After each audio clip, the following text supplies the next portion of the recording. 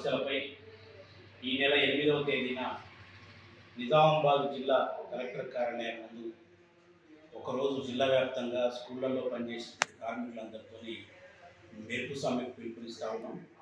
ప్రధానంగా జూలై నెల నుండి కార్మికులకు రావాల్సినటువంటి భోజన బిల్లులు రాకుండా ప్రభుత్వం నిర్లక్ష్యం చేస్తూ ఉంది. ఆగస్టు నెల నుండి వాళ్ళందరికీ కూడా గ్రీన్ ఛానల్ ద్వారా బిల్లులు చెల్లిస్తామని చెప్పేసి ప్రభుత్వం చెప్పి జీవో ఇచ్చి మరి వాళ్ళ జనవరికి వచ్చిన నేటికి కూడా ఆ జీవో అమలవుతున్నటువంటి పరిస్థితి లేదు. ఎప్పుడు జిల్లా అధికారులను అడిగినా రాష్ట్ర కమిషనర్ని అడిగినా వచ్చే నెల నుండే గ్రీన్ ఛానల్ ద్వారా మీ అందరికీ కూడా రావాల్సినటువంటి బకాయి మొత్తం చెల్లిస్తామని చెప్పేసి మాటలు చెప్తా ఉన్నారు.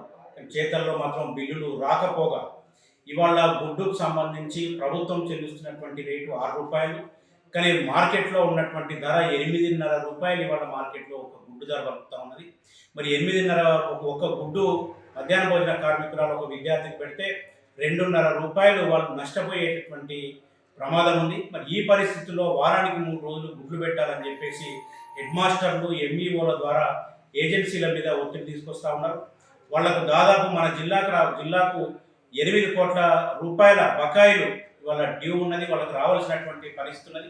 మరి 8 కోట్ల రూపాయలు బకాయి పెట్టుకొని ధరలు ఒకవైపు ప్రభుత్వం వేస్తూనే పెంచినటువంటి ధరలకు అనుగుణంగా వాళ్ళకు బిల్లులు చెల్లించకుండా రేట్లు ఇవ్వకుండా పైపెచ్చు వాళ్ళు ఖచ్చితంగా గుడ్డు పెట్టాలని చెప్పేసి అదే రకంగా కూరగాయలు పెట్టాలని నాణ్యమైన భోజనం పెట్టాలని చెప్పేసి వాళ్ళ మీద ఒత్తిడి తీసుకురావడం అనేది దుర్మార్గం. కాబట్టి ప్రభుత్వం కార్మికుల మీద ఏజెన్సీల మీద ఒత్తిడి కంటే ముందు వాళ్ళు ఇవ్వాల్సినటువంటి బకాయి బిల్లులు చెల్లించాలని ఏఐటీసీగా మేము ప్రభుత్వాన్ని డిమాండ్ చేస్తూ ఉన్నాం. ఈ పరిస్థితుల్లో ఒకవేళ 7వ తారీఖు వరకు కనుక వాళ్ళకు బిల్లులు ఇవ్వకపోతే కనుక 8వ తేదీ జిల్లా వ్యాప్తంగా కూడా మెరుపు సమ్మె చేయడానికి కార్మికులు సిద్ధంగా ఉన్నారని చెప్పేసి సందర్భంగా జిల్లా అధికార యంత్రాంగానికి తెలియజేస్తాం. చరిత్ర సృష్టించినోడు ఇప్పుడు ఆ చరిత్రని తిరగరాయబోతున్నాడు. అబద్ధాల గోడల్ని బద్దలు కొట్టి నిజాలను రాగా మీ ముందుంచబోతున్నాడు. నిజమైన వార్తల కోసం వెంటనే డౌన్లోడ్ చేసుకోండి రా యాప్ని.